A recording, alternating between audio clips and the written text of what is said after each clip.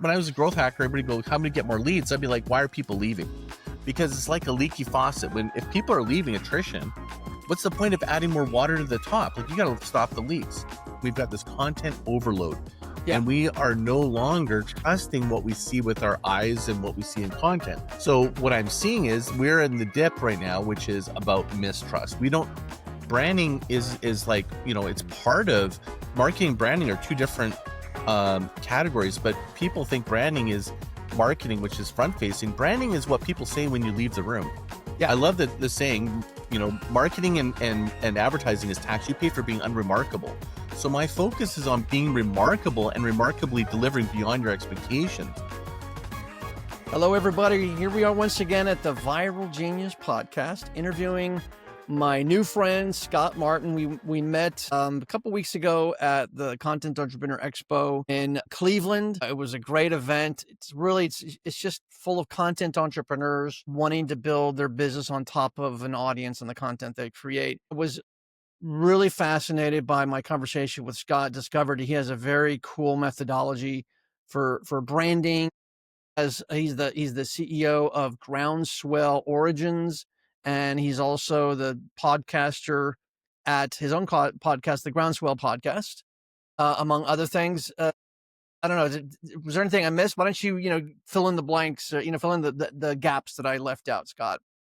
Sure. I wrote a book called Groundswell, The Unseen Wave of Business Growth. I've got a TEDx, and I'm currently writing my next book called Title Shift. And I'll be honest with you, it's I who was impressed by you, because of all the speakers I was excited about, you're the one that talked about something that nobody talks about, in my opinion, to the level you do, which is category. And I feel like it's one of the most misunderstood, under communicated, and best strategies for brands. And so I was like super stoked. Our conversation was great. So super stoked to have you here and be here. And I'm excited to have you on my podcast.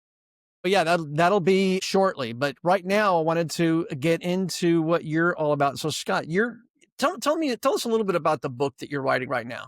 Right. What did you call it? In tipping It's called Title Shift. Yeah. Title Shift. So the premise of the book is that we're leaving the age of attention and we're moving to this age of trust. Mm-hmm. It's a huge shift that's happening. So it's a lot of what I do when I write is around biomimicry, ocean waves. I use those as metaphors to help sort of tell the story. And if you think of a tide, the tidal shift is when it goes from high tide to low tide. And in between those tides, it's called slack tide. And I believe we're in the slack tide right now. And slack tide is, and the premise is that the tide that's going out is attention. If you think of the premise of know, like, trust, right? Once you're known, people like you, they trust you, they buy from you. That's been the premise. And it's about really driven a lot of, for the last 100 years, think about from the Mad Men days, billboards, bigger billboards, more radio, more ads. Then again, the internet, more likes, more follows, then influencers, more following and more syndication, now it's more content. Now it's pandas going down slides with shotguns selling a pizza commercial with AI. And we've got this content overload. And we are no longer trusting what we see with our eyes and what we see in content. So what I'm seeing is we're in the dip right now, which is about mistrust. I would ask the audience and yourself, in the last 6 months, probably 6 months prior to that, you weren't looking at images and going, is that AI? But you are now if it's something really interesting. You actually just question it. It may be true, maybe not, but you just actually question. We're at the beginning of like total mistrust and now we think about a lot of authors so-called authors are using AI to finish writing or they write articles and they sound amazing, but yet they don't actually understand and embody the work. So we no longer trust what people say. And over years, one of the most mistrusted groups is marketers. Right. It's like marketers are liars. Like, it's like one of the biggest things. So what I believe is this total drop in our attention, the marketing industrial complex. I know I saw that in your thing. I call it the attention industrial complex. It's right there. It's like sucking our adrenals and it's a collapse of attention while we have like a major proliferation of content.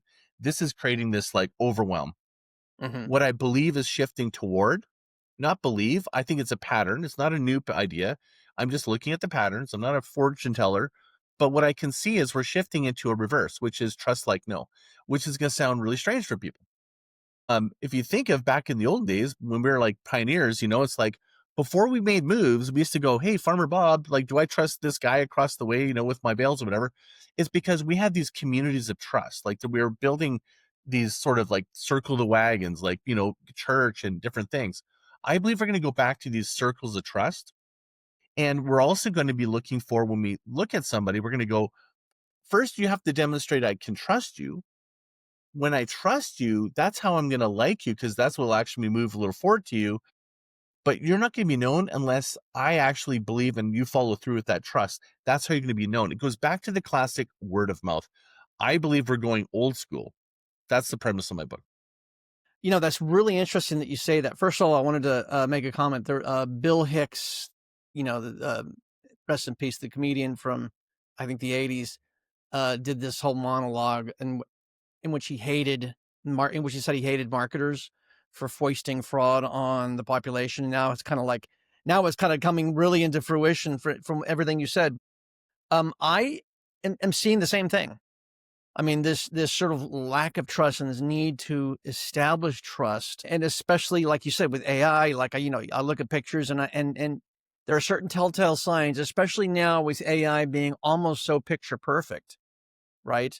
But there are still some telltale signs like coloring and things that kind of look a little bit too perfect, like that kind of uncanny valley, and like what you said, articles that sound great, but they just a little bit too perfect, right? So I love what you're talking about. I mean, I think it kind of dovetails with what Mark Schaefer's talking about, building community, which was his second to last book that he wrote, and all that kind of stuff. So one of the things that we talked about in the hallways at CEX was that as part of your book, you're actually trying to define, or you are defining a new category for yourself, right? So you're, trying to think of names and, to define the category and to sort of tell us a little bit about what you're doing in that regard. Or if that's not anything you want to reveal until the book gets released, I'll totally respect that. No, I'd love to talk about it. So my first book, I'll start with that first. So it kind of connects the dots a little bit, right? Is the category that I was focused on for Groundswell, and still am, still part of my practice, was based on Peter Diamandis. I was a platinum partner for 5 solid years with Tony, and I remember Peter Diamandis when back in 2017, I think it was, and he had this thing. He said, and it really struck me. He goes, if you want to make a difference in the world, solve an unsolvable problem. And I'm in marketing, and I'm like, what's my problem? Like, I don't know what and it made me think about it, because I felt it wanted to create more meaning in my life, right? Anyways, and what if you could market without marketing? That's what started. And so for me, that became my journey of my podcast over the years, my 4 years of writing my book. And what it landed on was, I'm a recovering growth hacker. So what that means is I was chasing whack-a-mole growth tactics. I'm a known growth hacker. I knew how to chase it, but what I found was it was a false positive. There would be an ending to it, and it was always chasing the next growth. And it was really not in service of the client. The client would be expecting it. In fact, it would be very dangerous, because you would be building your business, your forecast, your revenue with no predictable revenue, being able to do it. And so that it would be hurtful. And you see this all the time. It's like you're chasing the growth, right? With these activities. So I decided to switch and go, what about the category of marketing is already too broad. Growth marketing is what I was in, growth hacking. And I'm like, what is the essence of this? It's sustainable growth marketing. So that is actually what I call building a groundswell. The category is sustainable growth marketing, but the way in which I'm approaching it is I call the groundswelling methodology, which is how do you build. And I figured out, I saw the patterns where you actually can grow with less economic waste, less energy over time, and grow exponentially.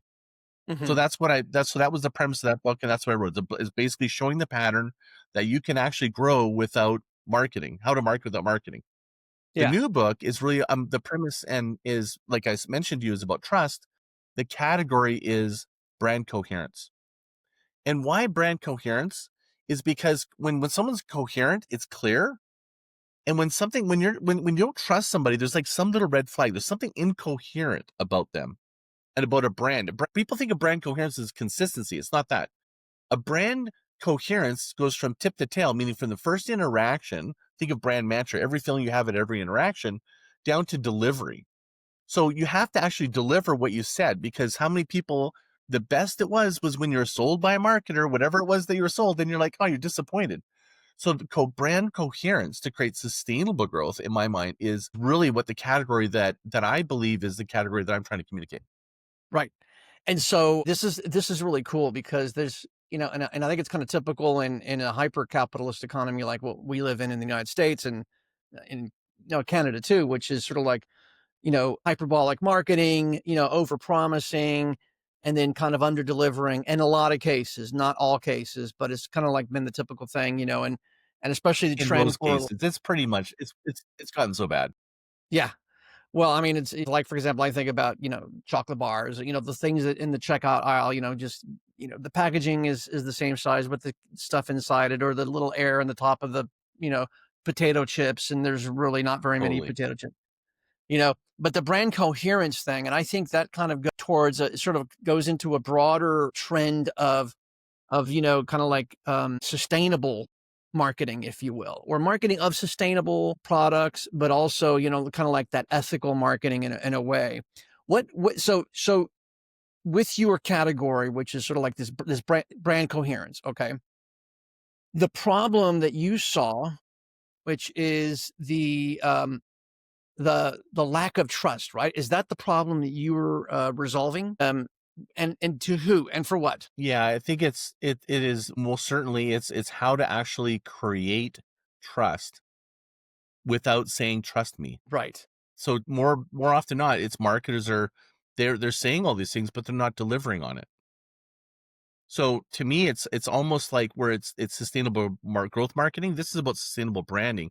Branding is like, it's part of marketing and branding are two different categories, but people think branding is marketing, which is front facing. Branding is what people say when you leave the room. I love the saying, marketing and advertising is tax. You pay for being unremarkable. So my focus is on being remarkable and remarkably delivering beyond your expectations. So I have this a sequence called invite, delight, reward. Most people, brands and marketers, they basically market with all the best features. Like think of like a menu board. This is everything we're going to do. And you're like, oh my God, I'm going to buy that. What I'm advocating is, what if you actually did it very differently? What if it got better? What if you actually flip the script? It got better. You didn't actually market all the features. It was better as you built the relationship. That to me is this magnetizing effect where you're actually choreographing your brand experience, because that creates a reputation of going, just trust them. It gets better the more you work with them. When have you ever heard that? You rarely hear that. That to me is the flip. That to me requires more intentionality, design, and thinking. And in this competitive marketplace, you have to think differently. It used to be you could just, advertise and do a price differentiation and you could do better. Then you got the freemium models because you had to give something. So to me, it's like the starting to do something for free and give is part of showing going, here, try my product. I think you have to go now to the next level. Freemium is already everywhere. Now you got to be, it's better than what I'm saying. Yeah. Yeah. And so you said that you were kind of not necessarily prescient, but you're just kind of looking at the patterns. Like that one of your superpowers, and is being able to see these kind of patterns, because I think a lot of marketers are still working on the old playbook, you know, even with the advent of AI and this shift, this, what did you call it? The intertitle or the um, what was the word you used to show that Yeah, you slack tide between it. the Yeah. slack tide? Okay. So I think there's a lot of marketers that are still working on the old playbook. How did you develop this keen sense of vision, to be able to observe things like this? I think that pattern matching for any business owner or strategist, pattern matching has got to be in your playbook. And what I've been doing for years to sort of, courage unused doesn't expand, nor does intuition, nor does this pattern matching. So for years, I'm constantly vetting my ideas going, and often I'm unspoken. And I'm like, I knew that, I called that. And sometimes I got it wrong. And so what I've done is I started getting a muscle of confidence and looking at the patterns and going, what is the essence, and really stripping away from what's obvious to what's underneath the surface. What's the real root driver of it? What are the human needs that are being met by this, right? Tony Robbins talks about the human needs. It's like you can really follow, human psychology in the cultural field based on some of these elemental things that are, everything is cyclical. So the pattern that I look for is, a lot of times I look at nature. It sounds really crazy. Is you look at nature as a great example of, like, for me, for growth, sustainable growth. Look at plants; they're the Mhm. smartest things. Look at bamboo, right? Bamboo is a great story of, it grows. Nobody believes, like, that's why it's the third area of my section of my book, Groundswell, is grow the roots before the fruits, because most people think growth always means top line, not growing deeper with your relationships with your clients. That's a biomimicry example. So I kind of use biomimicry, a little bit of intuition, but I have been studying. I mean, that's why I met you. Like, soon as I met you, I've been studying your work. Like, I really feel like I'm a never ending student. I've been doing this for 30 years, and I feel like I barely still know what I'm talking about. Yeah, it's so funny. I kind of feel the same way. I feel like as though I'm a constant student, and the imposter syndrome, roars heavily with me. But we know a hell of a lot. But that's really cool. So tell me a little bit about Groundswell. Let's go back to your first book. How do you market without marketing? So the short answer is, people don't buy from you until they buy into you. And when you think of that, it's really in stages. I've broken up into, based on Don Peppers and Martha Rogers. They were my mentors for years. So is Joe Pine. I've been around them in their sphere since, I've co-founded the Personalization Consortium back in 2001 with them. So I've been, like, in the mix, like, of personalization and this stuff for a long time. And they came up with get, grow, keep. There's only 3 ways to grow a business. You get Mhm. customers, grow customers, keep customers. Right. And I used that for years. My agency that I sold, I built my entire practice on those things. The problem was, and this goes back to, like, how do you build a groundswell, is I recognized that the first step was the wrong step, meaning everyone's just so clamoring to go, how do I get customers? And nobody wanted to take the time to do the strategy. So I wrote the book looking at really the 3 steps, but the first step is, you need to actually build. It's called build, give, grow, transform. Those are the 4 pillars. And it's overlaying Don Pepper's work. So I give him all credit I just reframed it. And the first reason why I say build is, most founders, when I say, hey, wait a minute, we don't want to get customers, we need to spend some time and actually figure out what we're building. We need to matter more, not market more. No different than Jake Akunzo's premise, right? It's like, how do we actually build something? So think of, like, a bow going backwards. For an owner, it's like, my gosh, like, you're going the other way. You're not actually going forward, right? And so I'm telling them, before we're going to grow, we need to do that. But you get some time, get some tension, and you actually get target, and you actually are going to expand quicker. So build is the first phase of building a groundswell. Mhm. And what that means is, if you think of it like a metaphor for a wave, is it's like a storm building. A storm These groundswells are different than regular waves. Regular waves are surface waves. Groundswells are all the way down the ocean floor. And they start by this massive storm that happens way out into the middle of the Pacific, or in the ocean. And think of that like the storm of your ideas, right? When you've got these ideas, it's like sort of like being caught in Castaway, where the waves are kind of going everywhere. You don't know which way is up, right? That storm, when it suddenly finds its direction, so a storm that goes in one consistent direction, what happens with these chaotic waves, like these chaotic ideas, they start lining up and they start growing exponentially. So think of that storm, and that direction as the founder. That's the bow going backwards. It's like, we actually know where we're going. So I call it the epic origins, and matching your epic outcome. Building a groundswell. Nobody wants to follow a business that has a small vision.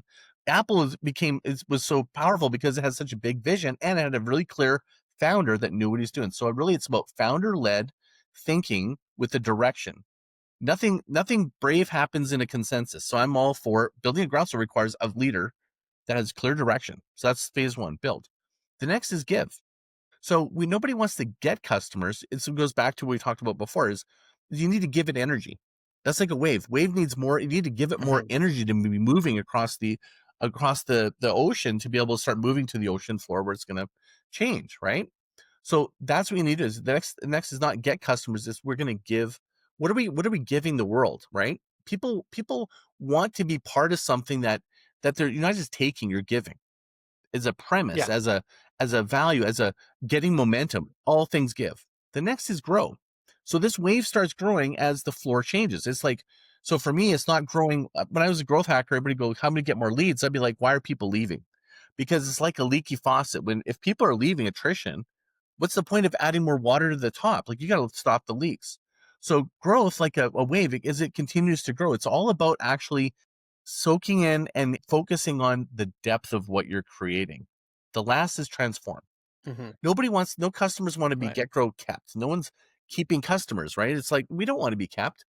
The transformation happens is, think of Uber. Okay. I drove a taxi. The day I drove an Uber, taxis were dead to me. It transformed what I thought cab riding now is like. I've never, someone said you're going to ride in a stranger, I'd be like, no way. But then I did it. It was amazing, right?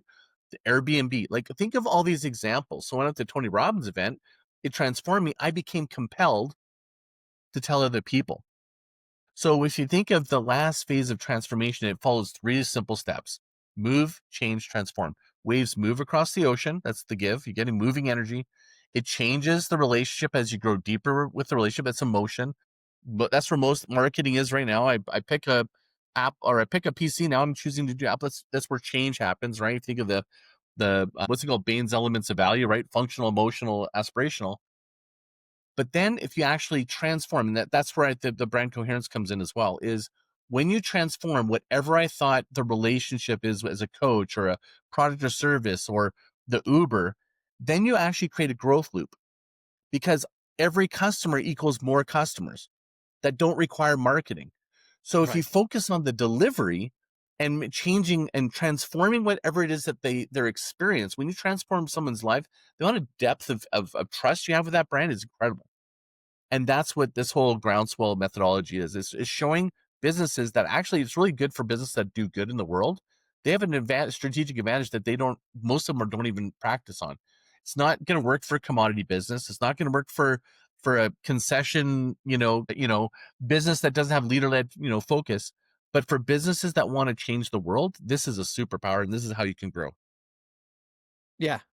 It seems like as though very few businesses follow this model or have this kind of this mindset of transforming their customers. I can think of only a few people. Apple is an obvious example. Patagonia, you yeah. know, Yeah, they certainly exist. They do exist, like, on, it's just not, they're not recognizable to us, right? There's people, I guarantee you probably have a lot of elements of that with you, and you probably transform the way that, what do you call them? Second pass founders. I can't remember what you called it. A really great name for it. Second act founders, yeah. Second act founders. I bet you transform the way that they look at building their business the second time around. And that's how you grow your business with people actually talking about you. So you do it in your own way. We just don't, it's not suddenly on the headline news because no one's really kind of made a category for this. It's not really something that marketing industry wants to promote. Why? The majority of marketing consultants want to sell templates. Most of marketing agency business want to keep you on the marketing merry-go-round and the expenses. This is all about sovereignty. I'm showing you a way to actually detach from the marketing machine and having sovereignty. Who wants to market that? Well, I mean, I am, because I believe it's the right thing to do, but most industry people do not want that. They want to keep you on the merry-go-round. Yeah, I love what you're saying, because it kind of jibes so nicely with what I'm building with, the whole startup book and the startup strike thing that I'm doing. Because, again, you talk about the treadmill, like I was calling it the marketing industrial complex, those quick fixes or the formulas that you're supposed to follow, that, if you're a second act founder or if you're a company starting nowadays, they don't work, they don't generate trust. They're kind of, they're growth hacky. And it's interesting that you have experience as being known as the growth hacker guy, right? Or as being a true growth hacker. And that was what your identity is.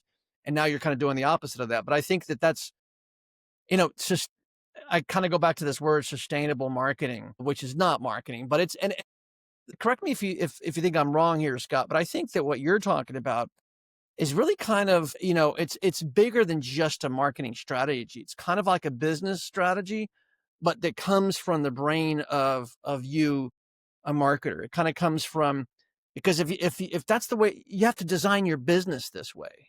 You kind of really have to design your business this way in order to do marketing that's not really marketing, right? If you think of this as a weird way of saying it, but think of this saying, and I'll explain in a sec: outside in, inside out. outside in is what the blue ocean strategy is, which is we're going to find a market and we're going to go market to it. It's very opportunistic. It's very entrepreneurial. It's following the trend. It's following where the holes are in the world. And there's nothing wrong with that. I'm like, that's a thing. Inside out means I know who I am. I know what we're doing. I know what we're trying to achieve in the world, and we're going to find our people. And we're on a mission. And the mission, it's got to be for good or no one's going to follow you. Right. So to me, it's my legacy of trying to help change the world and do with marketing and make marketing for good, if you will, versus this marketing. I'm not going to lie. I sold a lot of stuff and marketing, and it felt very vacuous. And now I'm realizing, hey, marketing can be a tool for good, for people who are trying to change the world. I am trying to change the world, but this is a tool for them to also to really see if we can all together start marketing differently. I believe that, it's not business as usual. Why can't it be business as beautiful? How many times have you looked at an ad or something and it's like you got the salty tear going, that hurts. Like, this is such bad marketing, or I'm being interrupted. I mean, who loves pop-up ads? They went away, right? Because they're so annoying. That's marketing generally, is like, it's like, Yeah. I have to interrupt you. It's called grab attention. Well, how about earn attention? How about magnetize attention? How about draw attention? How about attract attention? It's not about attention grabbing. It's about being something where people and that forces you as a business and as an owner to go, I hate to say it, like on a spiritual journey of like, what do we have to become as a business to deliver this, to get this kind of effect? I believe that it's like in the service of basically creating a better world. Yeah. And it's so ironic you talk about the spiritual journey. You have incense going on right now. Yeah, I know. I was like, I You, was going. It's like smells like I'm smoking a cigarette or something. No, it's incense. Yeah. Did you notice my lightning but bolt? it's so, Oh, you didn't catch that, Fernando? Did you just catch? I got this lightning bolt board. Can you see it? yeah. Okay. I see that. Yeah. It's like when you said lightning Yeah. strike, Very cool. I Very was cool. it really resonated with me. But sorry, are you kind of breaking up? There we go. No, go ahead. Go ahead. I was listening to what you were saying about lightning Oh, strike. okay, I was gonna say your lightning bolt really resonated with me. Lightning bolt's been a big part of my personal brand for a long time. In fact, I built that board when I was like 11 years old. It's a wooden board that I made for my own surfboard when I lived in the Philippines as a kid. Long story, but in fact, I was pulling this up. I actually have these lightning bolt Jerry Lopez, because Jerry Lopez is the origin of that lightning bolt. He's a famous surfer, OG surfer, and I bought these years before I did my TEDx, and these are my TEDx shoes. I only wore them on my TEDx change because there's just such a personal story around the lightning bolt. So when you talk about the lightning strike, and I've read about that, to me, it's like it's like a compounded idea on the give. You know what I mean? Mm-hmm. And so I just want to recognize you, because I'm keen to talk to you and talk more about that, because I feel like that is actually getting momentum. These ideas is probably something that most people look at. Building these kind of things can be very slow. I mean, one of the quotes I'm known for is patience is the new growth hack, because Mm-hmm. I used to be so impatient, and I had to kind of sell the idea of like, be patient, it's going to work. But I think your like lightning strike out concept is a great way to kind of like get the momentum going. And so anyways, I Well, just wanted to say that. and I wanted to just clarify something. The lightning strike thing is not my idea at all. It's created by the Category Pirates. And in fact, they Yeah, just announced. you just kind of built on it though. Yeah. No, exactly. But they're actually releasing a book pretty soon called Lightning Strike Marketing. But I'm building on this because all of a sudden, I was talking to a friend of mine, Chris Stanley, the mini book guy, and all of a sudden I realized, and we were jamming with each other, I realized, darn, I have inadvertently been doing lightning strikes my whole entrepreneurial life, and I didn't even know it. From when I did, I organized a kind of side event to South by Southwest Interactive in 2011, a conference that where we got people from different parts of Latin America to come in and learn how to enter the U.S. market. Organized a meetup on steroids, like I said, in Mexico, where I invited, 5, marketing thought leaders to come and speak. And I got people to come and wear my t-shirt. And I organized a virtual summit for a client. I did a couple of virtual summits for myself. And all of a sudden, reading all about lightning strikes, it's like, that's me. That's what I've been doing. So yeah, I have kind of like added on to that. And it is a give, it's like, all these things that I have done, these are educational events, but they're also kind of community building events. The one that I did in Mexico City, where I kind of wanted to introduce my new company in Mexico. I got, like I said, these 5 panelists together, and I was able to get people to come to this event who didn't even know me. And I had pre-printed all these t-shirts that they wore. Everybody, I gave away the t-shirts to everybody. Everybody right there and then put on the t-shirts. And I have pictures of this, every single person in the audience. And they were all sitting around tables and they had ordered food and they were drinking tequila, etc. Every single person in the audience were wearing is called Content Marketing Latam. It was my version of Content Marketing Institute. Everybody was wearing the t-shirt, and it was like we all kind of created this sort of like this fun community building event, around the speaking that the panelists did, etc. So it kind of veered away from the core part of the conversation, but this is very cool. This is very cool, Scott. Yeah, the lightning strike, the way I've approached it has been, go ahead.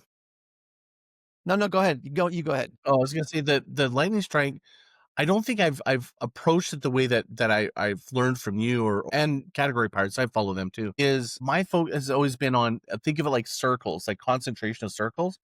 Is everything I work with founders and at my own stuff I've launched is I call it work with your inner circle, right? And your inner circle of people, like start with them first. And it's like having your disciples, it's like, and so I've done my own lightning strike. Like when I launched, I did my book launch was actually with my plat partners. And I had I think it was like 500 plat partners. I did a book launch at an event at a ski hill with all of them. And it got me the momentum, and I got pictures, and it got me sort of, and they became sort of like the way I kind of built that out. But I haven't done like a public, I never did like a public lightning strike or a bigger visible one where I kind of went outside of that. I just kind of grew from that more organic way. And that was how I've always approached it. So I'm curious to see, what I can do better next time. No. You actually did the more classic version of the lightning strikes that the Category Pirates talk about. I mean, it was perfect. It's so serendipitous. Okay. You did something with your core group of what did you say? There were members of what? Inner circle. Yeah, I call them inner circle. Yeah. Okay. Right. So these are your super consumers, right? And that's what the Category Pirates talk about.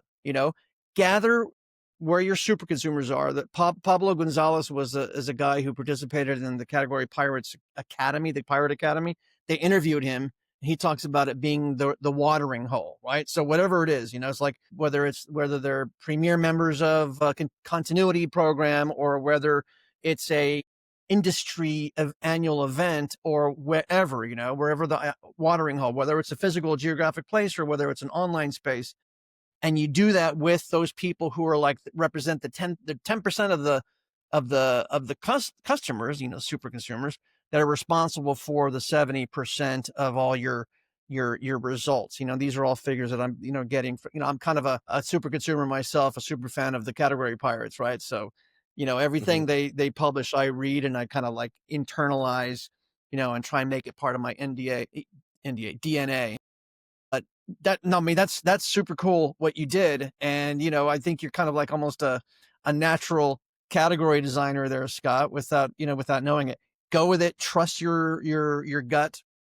And I think we'll all be having a lot of fun, with the release of your next book. By the way, do you have an ETA for your, Yeah, I think my hard deadline is I want to release it in the spring 2026. Perfect. And, when that gets released, I'd love to interview you again about the book and, help to boost that, because I think it's what's needed right now. Yeah. Yeah, I'd be super stoked too. Yeah. Yeah. Well, cool. Well, listen, Scott, tell me where do people find you? Scott A. Martin on LinkedIn, obviously, but like, how can they find your podcast? How can they find your website? Sure. Scott Martin and Groundswell. If you just hit those two keywords, you'll find me somewhere. Probably the best way is groundswellorigins.com. You go groundswell.tv if you want to find me on YouTube. And I have a large inner circle actually now of a community called Groundswell Inner Circle. And you can just go to groundswellinacircle.com, and soon I'll have my own app that'll be launching in the next 30 to 45 days. That's exciting, man. That's super exciting. Well, listen, it was such a pleasure having you here today. And we will see everybody on the next episode of the Viral Genius podcast. To get future episodes in your inbox, just subscribe at strikemarketing.news.